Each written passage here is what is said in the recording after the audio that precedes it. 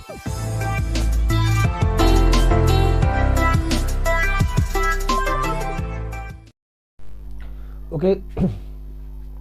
dear friends, today I am going to tell you about prepositions. Okay, दोस्तों आज हम लोग prepositions के बारे में जानेंगे, ठीक है, और उनको हम सेंटेंस में यूज़ करके भी बताएंगे कि किस तरह के preposition का यूज हम लोग किस सिचुएशन में और कैसे करते हैं. ओके, तो दोस्तों सबसे पहले हम लोग देखेंगे यहाँ पे कि जो prepositions है वह between है, in between है और among है. ओके, तो दोस्तों between और इन बिटवीन और अमोंग के यूज़ हम लोग किस सिचुएशन में करते हैं, किस तरह करते हैं, सेंटेंस क्या होता है.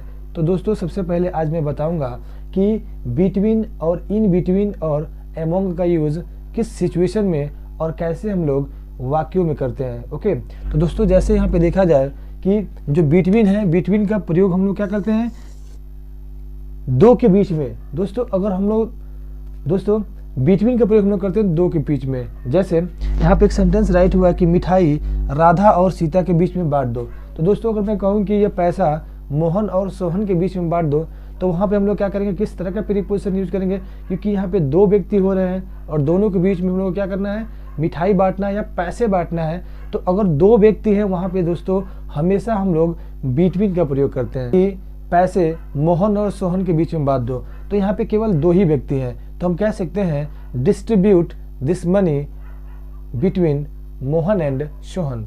Distribute this money between Mohan and Sohan. Okay दोस्तों, और जो हमारा दोस्तों नेक्स्ट जो हमारा है इन बिटवीन का प्रयोग. तो इन बिटवीन का प्रयोग हम लोग करते हैं जैसे दो से ज्यादा यानी तीन लोग हों. जैसे मान लो दो वस्तु के बीच में कोई तीसरी ऑब्जेक्ट आ जाती है, तो उस सिचुएशन में हम लोग क्या करते हैं, इन बिटवीन का प्रयोग करते हैं. ओके दोस्तों, यहाँ पे लिखा भी हुआ है इन बिटवीन. तो इन बिटवीन का हम लोग क्या, इन बिटवीन का प्रयोग हम लोग करते हैं अगर कोई दो ऑब्जेक्ट के बीच में कोई तीसरी ऑब्जेक्ट आ जाती है, तो वहाँ पे हम लोग इन बिटवीन का प्रयोग करते हैं. ओके, जैसे अगर जो मैं कहूँ कि राम और श्याम के बीच में सीता खड़ी है, तो हम लोग कह सकते हैं कि Sita is standing in between Ram and Shyam. Okay दोस्तों, जो नेक्स्ट हमारा अमोंग है. ओके, तो अमोंग का यूज हम लोग कहाँ पे करते हैं, अगर तीन से भी ज्यादा लोग हो जा रहे हैं हम, ठीक है, अगर तीन से भी ज्यादा लोग हो जा रहे हैं तो उस सिचुएशन में हम लोग क्या करते हैं, अमोंग का प्रयोग करते हैं. दोस्तों जैसे अगर मैं बता दूं कि ये मिठाई बच्चों में बांट दो, तो मैं कहूँ this sweets among the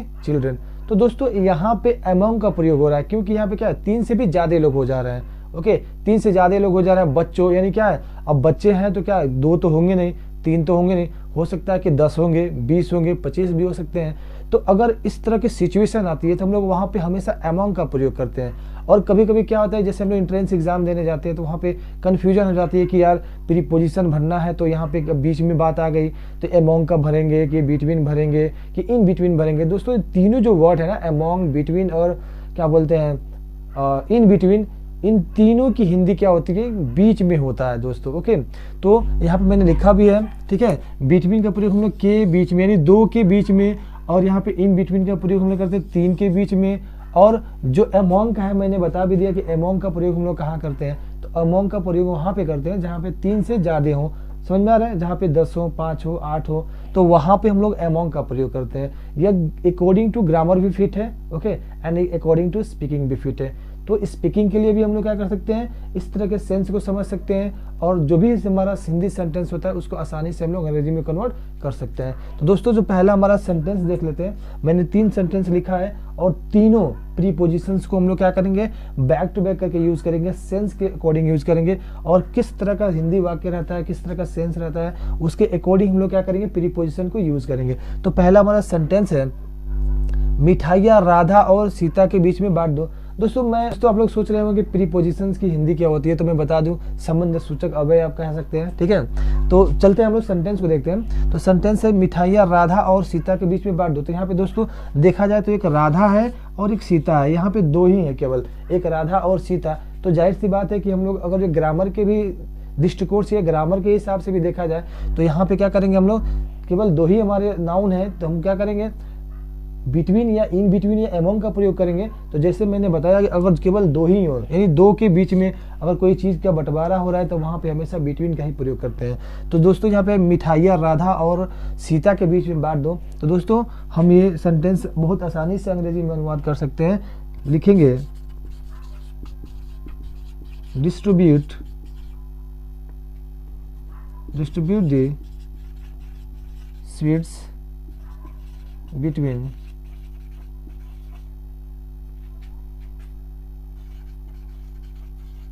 Radha and Sita. दोस्तों हम लोगों ने जो हिंदी सेंटेंस था कि मिठाइयाँ राधा और सीता के बीच में बांट दो, तो हम लोगों ने बहुत ही आसानी से इसका अनुवाद किया, distribute the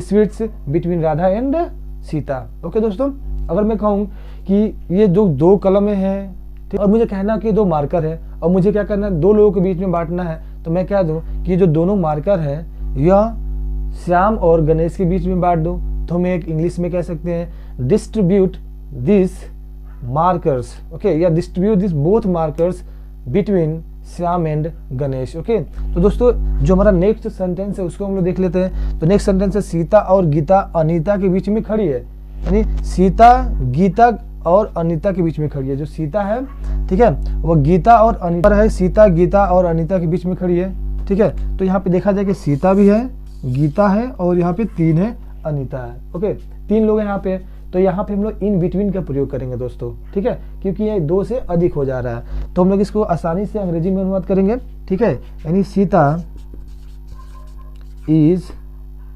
standing in between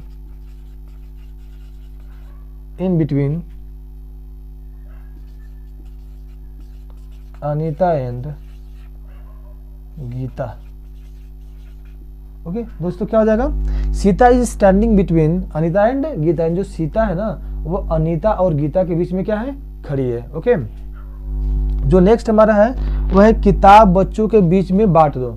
जैसे मैंने बताया बीच में बांट दो, तो दोस्तों यहाँ पे बच्चे क्या हो जा रहे हैं, ज्यादा हो जा रहे हैं, तो वहाँ पे हम लोग अमोंग का प्रयोग करेंगे। अगर आम है और बहुत सारे लड़के हैं और कहा जाए कि ये आम सभी बच्चों के बीच में बांट दो, तो यहाँ पे भी अमोंग का प्रयोग करेंगे। क्यों 3 से 4 से यानी 5 से भी ज्यादा हो जा रहे हैं, तो जहाँ पे ऐसा लगे कि हाँ यहाँ पे 5 या 10 लोग हैं, तो वहाँ पे हमेशा अमोंग का प्रयोग करेंगे। तो देखते हैं, किताब बच्चों के बीच में बांट दो, तो दोस्तों हम लोग इसे अंग्रेजी में कन्वर्ट करेंगे, डिस्ट्रीब्यूट